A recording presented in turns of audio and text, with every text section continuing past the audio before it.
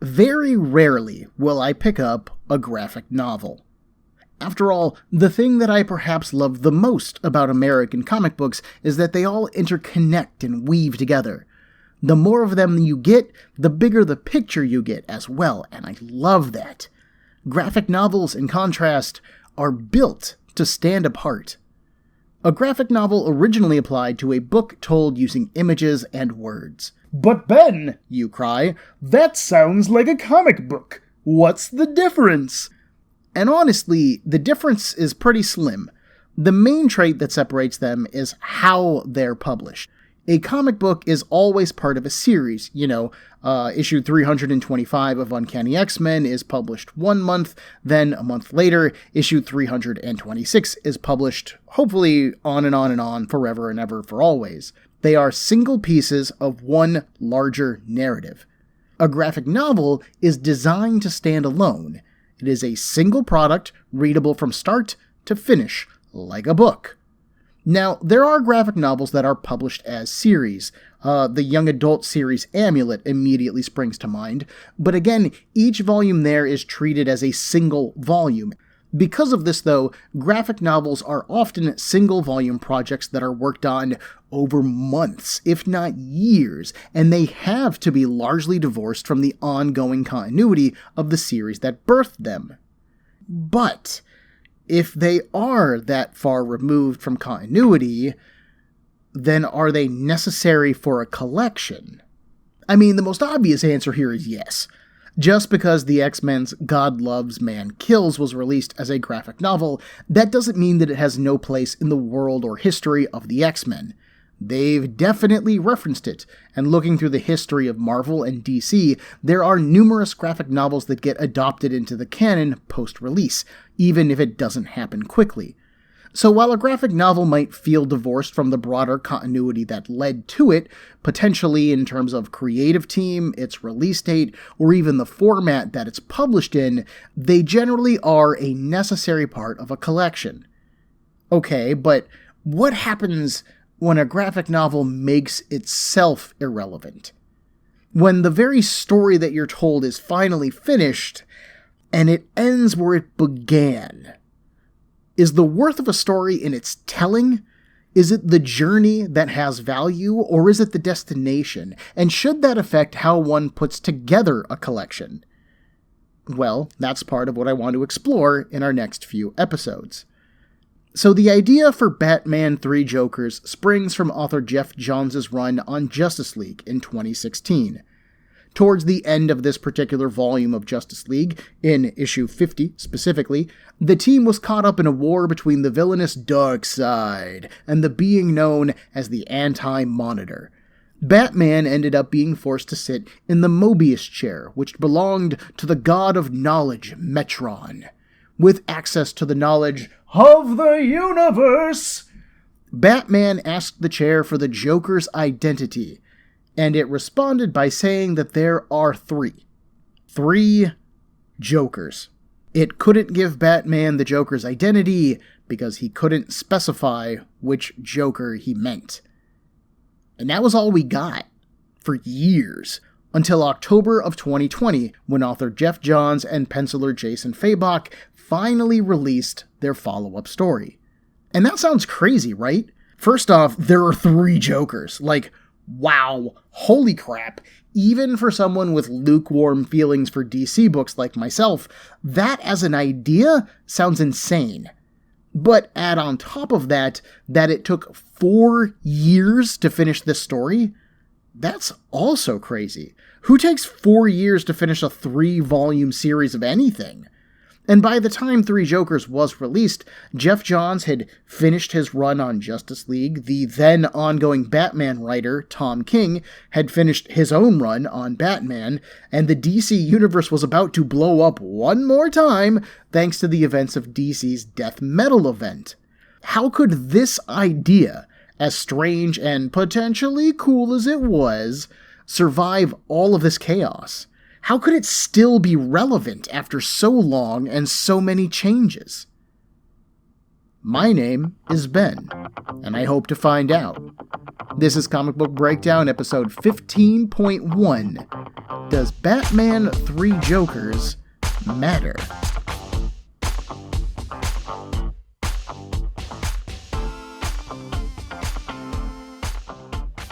Batman 3 Jokers opens on the grounds of Wayne Manor. It's a dark, rainy night, as Batman runs the Batmobile through the gravestone of his father. After a moment, he climbs out, leaning on the car, clutching at his side. Blood runs down it. Then he staggers his way up to the manor. We follow him through the Batcave as he leaves pieces of Batman behind. First goes his utility belt, then his cowl. His butler, Alfred, helps him to a medical area and cuts off the top of his costume. Bruce grunts that he hit the marker, and Alfred insists that he'll see to it, after he's done with Bruce. He cleans the stab wound, asking what caused it. Bruce flashes back to earlier that night, when the Penguin stabbed him with his umbrella. As Alfred begins stitching the wound, we scan over the dozens of scars that crisscross Bruce's back. As we do, he remembers each individual wound.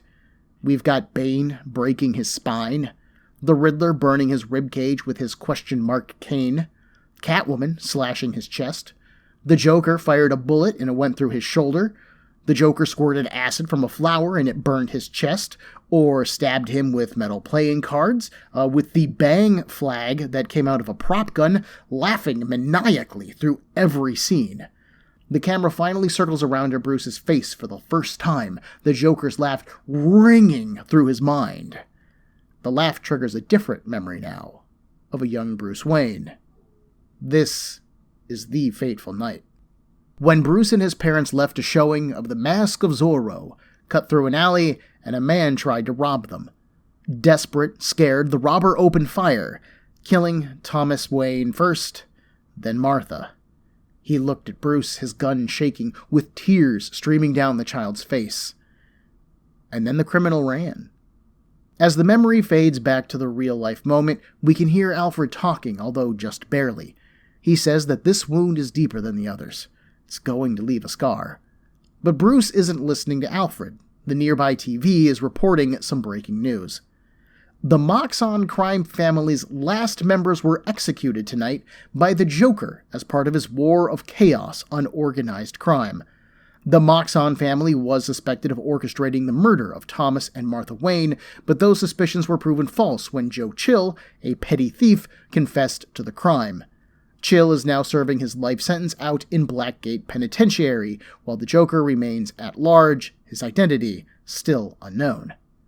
Bruce stands, grabs his cowl, and a narration box appears.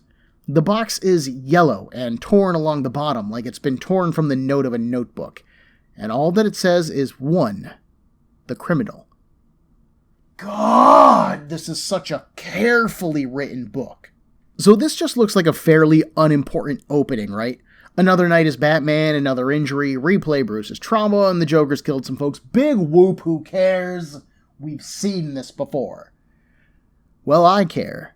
And you should too, because this is a master's class on comic book storytelling. Author Jeff Johns demonstrates Bruce's determination first. He's wounded, he's clearly reckless due to blood loss and pain, exemplified by his hitting of something as important as the grave marker, but he also doesn't quit for the night.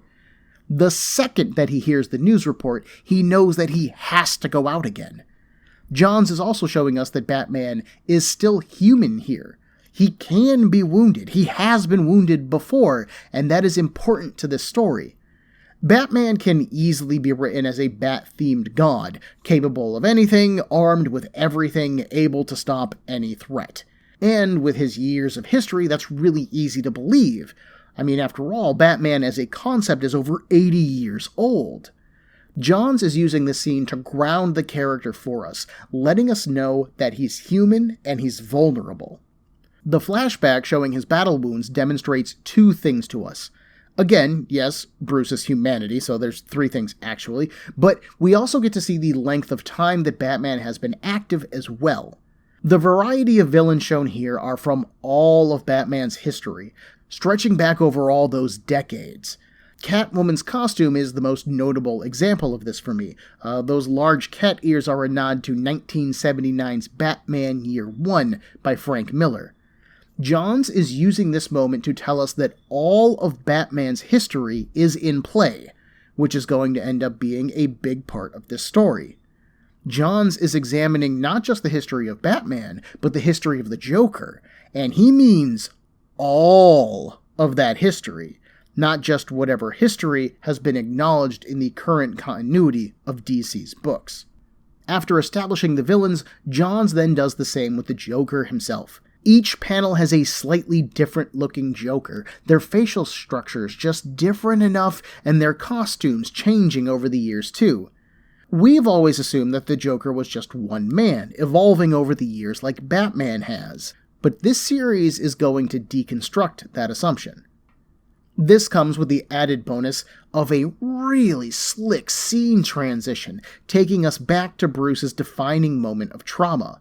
This is a story that has been told so many times in comics, in cartoons, or films, or TV shows, that it can honestly feel unnecessary. We know that. I bet when I started to recap that for you, you rolled your eyes or groaned. I get it. But Johns links the Joker's laughter to that trauma, giving the Joker equal emotional weight to Bruce Wayne as the night that his parents were murdered in front of him. That's floopin' heavy, man. It also reinforces Joe Chill's role in the murder, an easily forgotten detail for some people, and it also sets up his role in this story moving forward. Johns basically introduces the idea of Joe Chill here, so that when he shows up later in the story, we already understand his significance. Of course, the transition out is nice as well, with Alfred mentioning that this wound will scar. He is, of course, referring to the stab wound that he was stitching, but Johns, as the writer, is actually referring to the memory, that trauma, and how it's going to stick with Bruce. Oh, it's so nice! We end with the news report beckoning Bruce back out into the night, setting up where he's going and recapping the history of the Joker and Joe Chill, but ending with the idea that the Joker's real identity is still unknown. Obviously, we're going to be exploring that idea. This is the Three Jokers after all. But Johns is basically laying the groundwork for that idea here so the rest of the series can explore it. That's no swearing. Fucking good comics right there. Elsewhere in Gotham, Barbara Gordon is working out. For those unfamiliar, Barbara is also Batgirl, and a bullet fired by the Joker once paralyzed her for years. But here, she is upright and running, as fast as the machine will allow. A different news story plays in the gym. This one reports the death of Keilani Apaka, a Hawaiian comedian who performed in a Batman suit and called himself Fat Man. Apaka was murdered by the Joker tonight, an act that was live-streamed.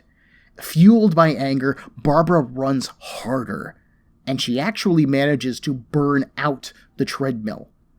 Barbara showers after her run, but it isn't a pleasant, relaxing shower. Her hand slides over the scar tissue on her stomach, the place where she was shot near her belly button. She can see the Joker smiling, hear her own choked sobs as he stared at her. Barbara turns the water off, and we get another narration note appearing in the corner. This time, it says to the comedian.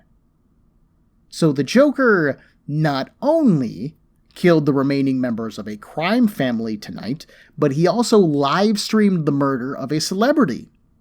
That's impossible and weird, because he's only one man, right? The emotional turmoil for Barbara is clear here. The Joker victimized her, and physically she has recovered from her wounds, shown by her running and breaking the treadmill, but emotionally, those wounds still hurt. Like Bruce, that moment has left a scar that is both physical and emotional. Keilani Apaka is a new character. Sort of. The idea of Fat Man actually dates back to 1958. According to the website DC Database, Fat Man originally appeared in Batman issue 113, although his real identity was unknown at the time. Johns reveals it here to once again demonstrate that all of Batman's history is in play, despite DC's continuity having been rebooted several times by this point. But there's another layer to the death of Apaka as well. He is described as a comedian, a name that is used to refer to this particular version of the Joker as well.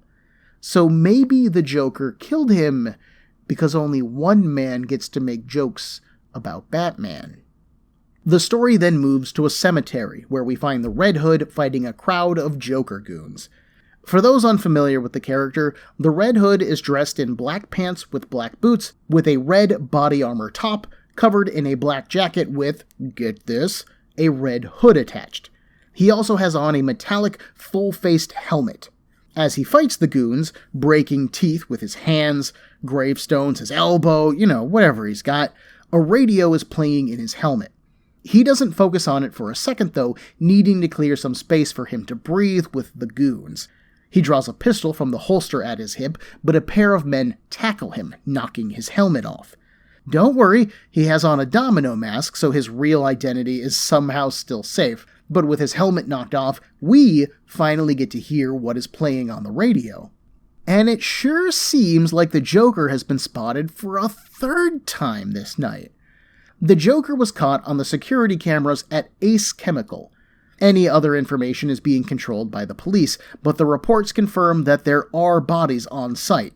It then goes on to tell us that the Joker's latest rampage began with the murder of author Dr. Roger Huntoon. Huntoon wrote a book on costumed psychology, suggesting that masks allow vigilantes to free their wearer from their conscience, allowing them to unleash their darker selves. His second book explored the cycle of violence that superheroes create, as villains escalate to worse crimes, and heroes then have to escalate in order to stop them, and so on. The reporter ends the story by scoffing at this idea, though. This is Gotham, buddy. They know who the good guys are. Still pinned, the camera moves up to show us the back of the Hood's head. Underneath his short black hair, a spider's web of scar tissue dances across his skin. One of the goons suggests that they crack open this guy's head.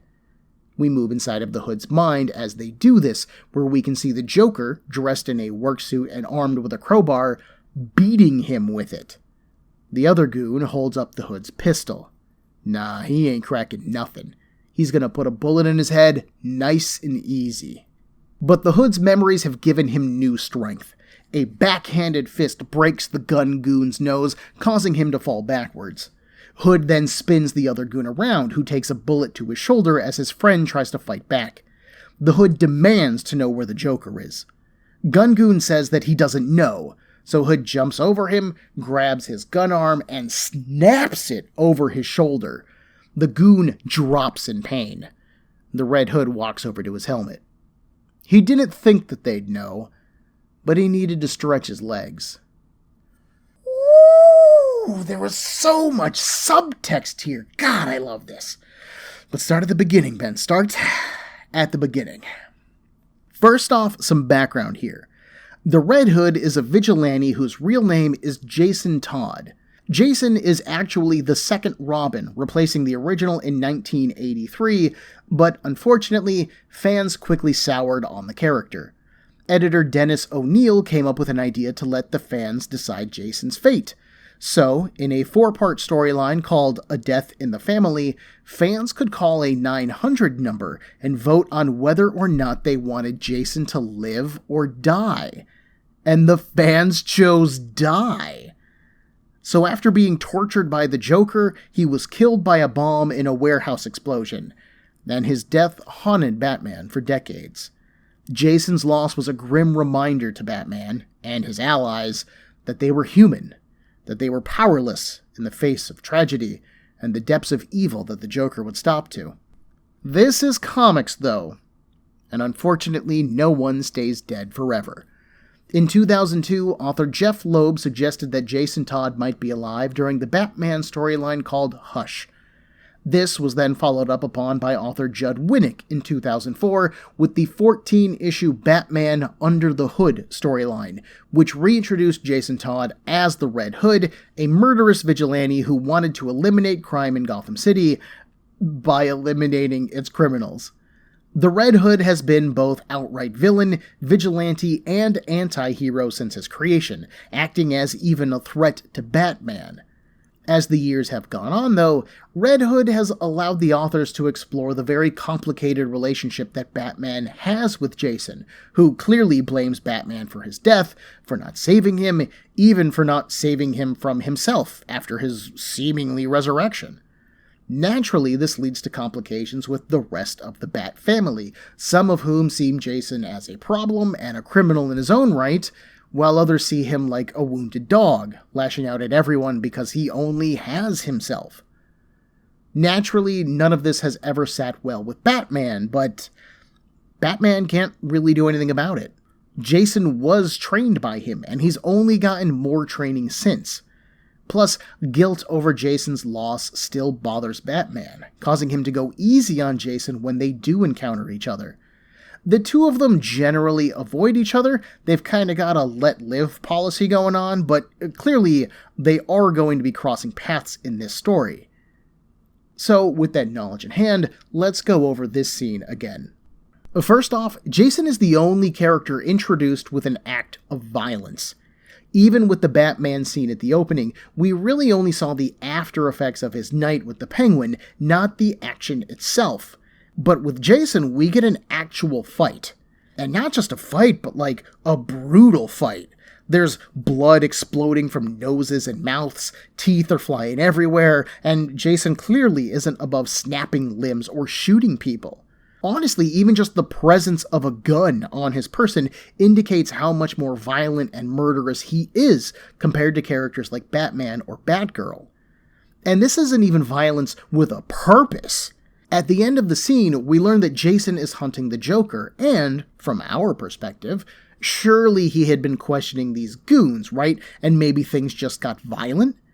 But when they say that they don't know anything about the Joker's whereabouts, Jason admits that he didn't think that they knew. He beat them all up because he likes hurting bad guys.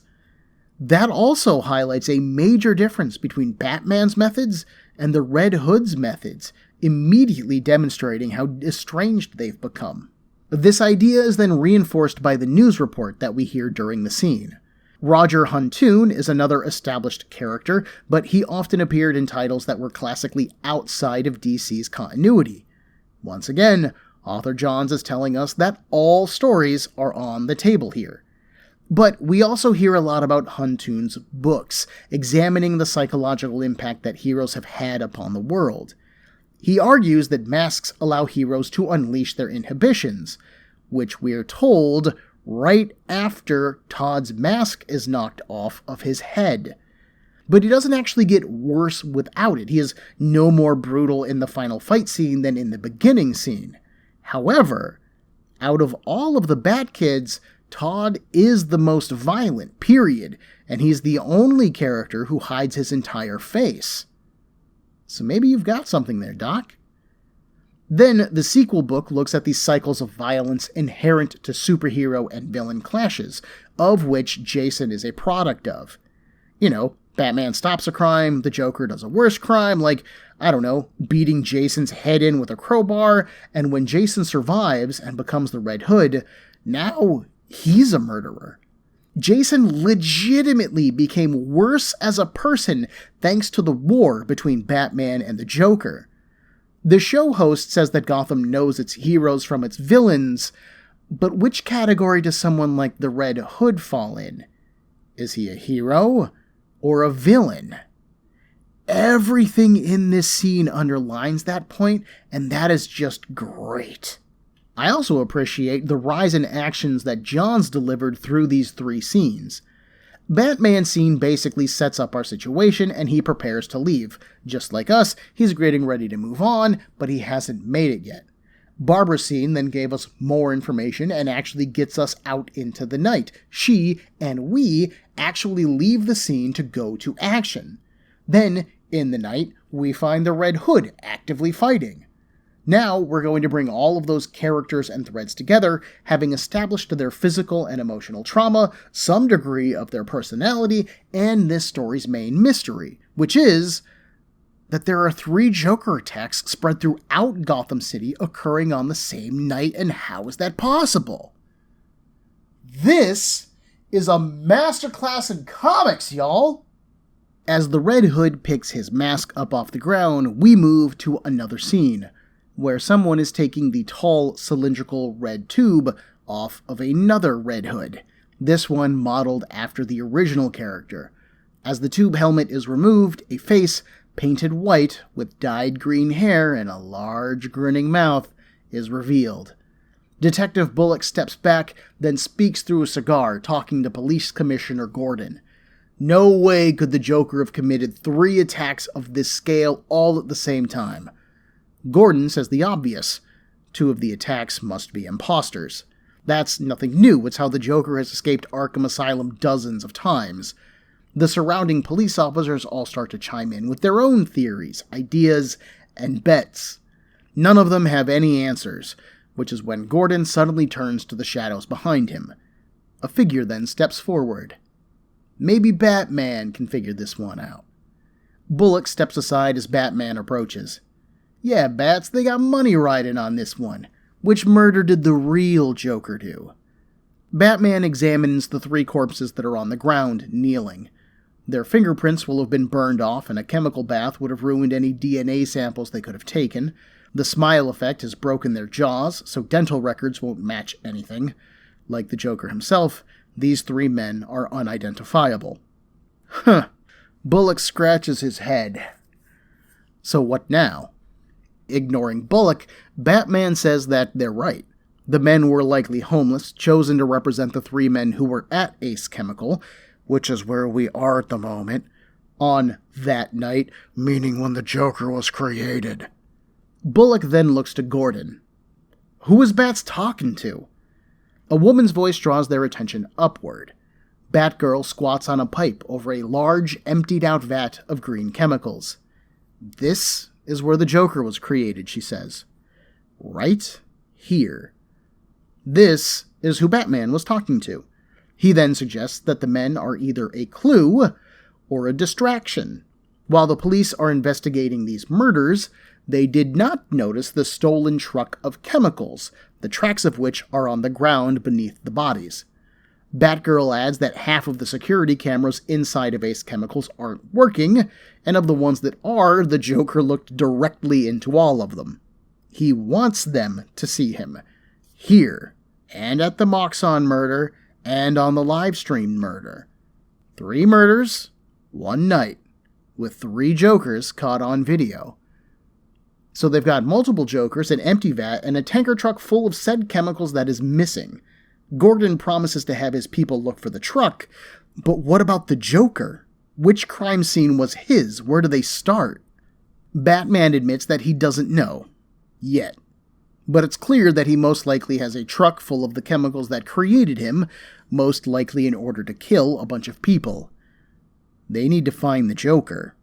Now. A quiet, uneven giggle catches their attention. One of the men is somehow still alive. He starts to laugh uncontrollably. There are tears streaming down his face. EMTs hustle the man into a nearby ambulance, as Batman says that he could go into cardiac arrest. Batman and Batgirl then head to their own vehicles.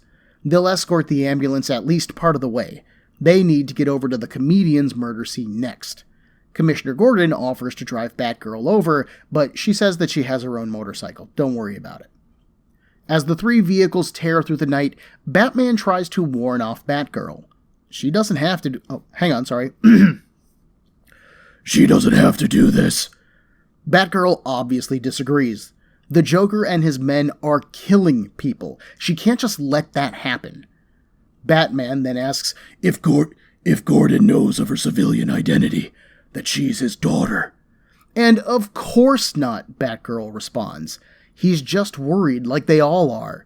This is the Joker they're after tonight. They are all preparing for the worst. Inside of the ambulance, hands undo the straps that are holding down the Joker victim. Those same hands close around his throat, and then they lift him into the air. The Red Hood, dressed like an EMT, slams the man against a wall, scattering pills and medical equipment. Either this guy tells him whatever he heard the Joker say, or he'll make his laughing stop forever. The ambulance's driver is surprised as hell by this, accidentally causing the van to drift. Batman and Batgirl notice, so Batman puts the Batmobile on autopilot. He plants a grappling hook on the roof of the ambulance, swings off of the back of it and into the door, and is surprised to see the Red Hood. They scuffle, and, in the meantime, Batgirl activates a shredder on her bike. A spinning set of blades pop out of the footrest and shred the ambulance's front tire. The driver brakes hard, the car turns, the scene goes black. Having now established our leads, their past with the Jokers, and how they operate, Johns gets us moving forward on the plot. Batman's interactions with the GCPD are great. I love how Gordon feels like he's the only man who actually cares about the victims or justice for them at all. He's one man fighting a department of cynical, disaffected cops. Case in point, Bullock, who is easily the most fun character in the scene, if not this issue. He is the guy who has seen too much, so he jokes to put distance between himself and the crimes. The rest of the scene is establishing future threats and past history. Ace Chemicals is where the man who would become the Joker, who at the time was a criminal called the Red Hood, fell into a vat of green chemicals. Those chemicals bleached his skin, dyed his hair green, and turned him insane, some would argue. I believe that it's from this chemical that the Joker derives his famous toxin, which transforms and kills his victims. You would really think that this particular chemical formula would be outlawed or something. It seems pretty dumb to let a lax company like Ace keep producing it in large, vat-sized quantities ripe for the stealing. Batgirl even says that, Ace isn't good with keeping their paperwork up to date or their security cameras, clearly, and you're gonna let them keep making Joker juice? That's just stupid. And I know that this is Gotham, but, that's stupid. Batman and Batgirl get some good character work in the scene in general. Batman largely only responds to Gordon, a sign of respect for him, but he does listen to everyone present, even someone like Bullock. But he doesn't work with the cops or talk to them at all, only to Batgirl, who is the closest thing that he has to a peer. But, to Batman, she will always be a student, and another victim, and so he tries to tell her that she can stand down. To her credit, Batgirl refuses. She is a hero too, and she won't let anyone else die if she can help it. Then, we have the Red Hood, who would have needed to know about the ambulance before it arrived on the scene in order to infiltrate it as an EMT, otherwise we would have too many EMTs. How he knew to do that, I don't know, as the goons didn't tell him anything useful. Despite his intuition, or plot-gifted knowledge, I guess, the Hood remains the most violent character of the three. He doesn't even question the victim before he starts throwing him around. Violence is his first move, so we got plot momentum, a history lesson, some well-written characters, and a night action scene. That is gorgeous, efficient work. The fade to black then fades back in, on a road in wooded country. In the foreground, a raccoon makes it to the divider line, moving from the left side of the panel towards the right. Then it turns, noticing an oncoming truck's headlights. The animal keeps moving, crosses the road onto the other lane, but the truck swerves to hit it. Thankfully, the semi misses, but it does leave a snail trail of green chemicals on the road. The driver laughs as he continues to drive. We're shown the hose that dangles from the back of the tanker, leaking the chemicals. An arm dressed in purple does a hand signal for a right turn, despite there being no one behind the truck. Why does the driver do this? Because he thinks it's funny. The truck eventually stops deep in the woods. The driver, intentionally kept shadowed or blocked from full view, exits the cab and walks to a small wooden cabin. He knocks out "shave and a haircut" on the door, and it opens. Finally, we spin around, looking at the thin face of the Joker, wearing a trucker hat. He tells a joke. "I brought some roadkill home to grill." But then we swing around, again, behind the Joker, and we're still looking at a Joker. This one, though, wears a blue Hawaiian shirt and a flat-brimmed purple hat. He finishes the joke. On a related note, do you need a bike? The two then spend some time discussing who wrote that joke, whose shirt the blue Hawaiian actually is, and what the boss has planned next. But he only thinks that he's the boss, right? Well, one of them has to be. A lot of the work done here is to display the insanity of the Joker. The swerve to hit the raccoon, the trailing hose on the truck, the hand signal. The Joker driving the truck is clearly having a good time with this, because the Joker is obsessed with having a good time. This particular Joker is very inspired by the Joker of the 1960s, with his purple suit and green shirt under it. The second one that we see at the cabin is much more the Joker of the 1980s, specifically a reference to the Killing Joke graphic novel. But Johns throws some doubt on that assertion by having the 60s Joker claim the blue shirt. This is then compounded by both of them having a boss. Because who would the Joker answer to? Unless these two are imposters like Gordon thought, but Johns and Fabok just did a lot of work to show us otherwise. So despite showing us the Joker at last, we aren't any closer to answers about the villain. The ambulance from earlier has come to a stop, and the EMT driver has moved around to examine the victim. Batman administers a dose of the antidote to the toxin. It should help get the man's heart rate down, keep him from going into cardiac arrest. He then apologizes for the Hood's attack. Outside of the ambulance, Batgirl confronts the Hood, outraged that he would beat up one of the Joker's victims. The Hood turns, his helmet off, although his identity is still protected by a domino mask, don't worry. That victim, he says, was picked up at a halfway house, and he has a rap sheet a mile long, and it includes domestic abuse against his own son. Quote, he's lucky I didn't throw him out of the ambulance. End quote. Batman joins them, but shockingly, he doesn't berate Jason, despite Jason expecting him to. Instead, he points out that the Hood was on the trail to Ace Chemical before even he was. And yeah, Red Hood's been hunting the Joker since he broke out of Arkham earlier this week. Batman and Batgirl say that they have been doing the same, but they've remained a step behind so far. It's pretty obvious that the Joker isn't working alone on this one. So neither should they. Cut to our two Jokers in the cabin. They report about securing the chemicals, and a third Joker says that it is time to make a better Joker.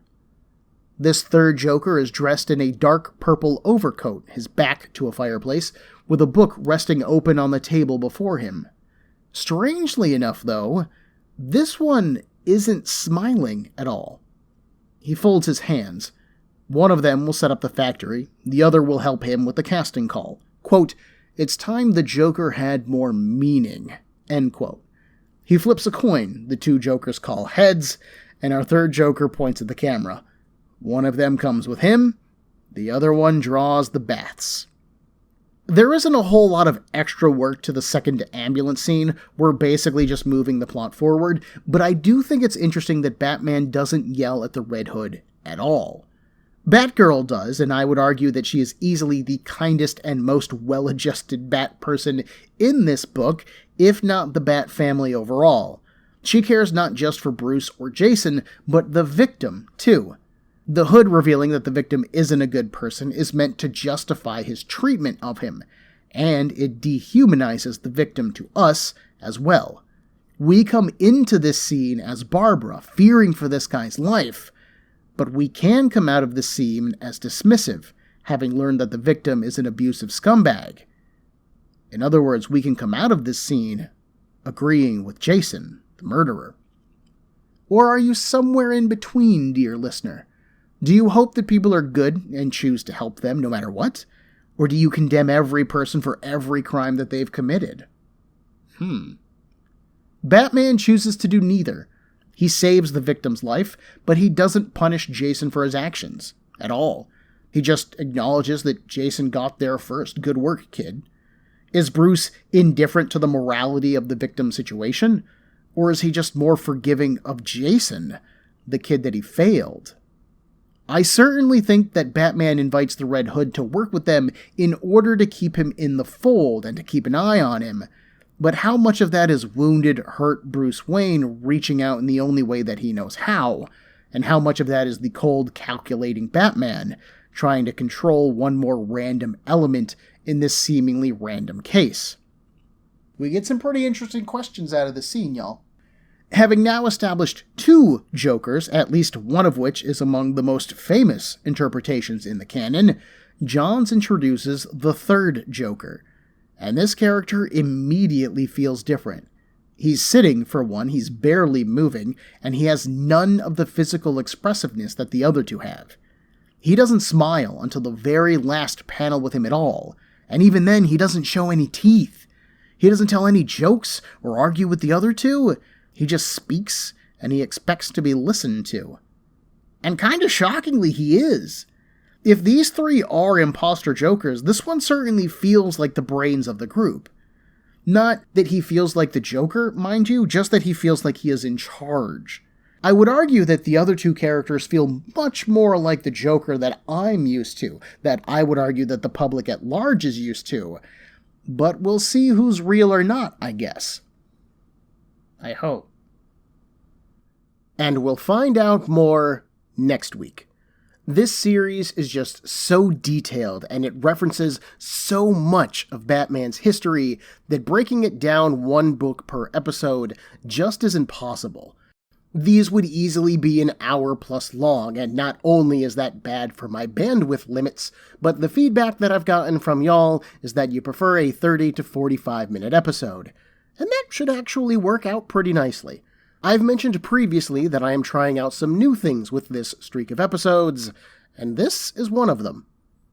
Next week, Batman, Batgirl, and the Red Hood follow a Joker's trail to an aquarium, and things get kinda fishy there.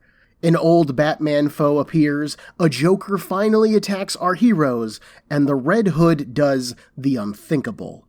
Join me next week for Comic Book Breakdown episode 15.2 of Batman 3 Jokers, Seeing Red. Everyone, there are a million podcasts vying for your time and attention, and I'd like to thank you for listening to mine. If you would like to get in touch with me, to share a concern, request a series, compliment me, berate me, whatever you like, send me an email at cbbreakdown@gmail.com. Otherwise, thanks for listening.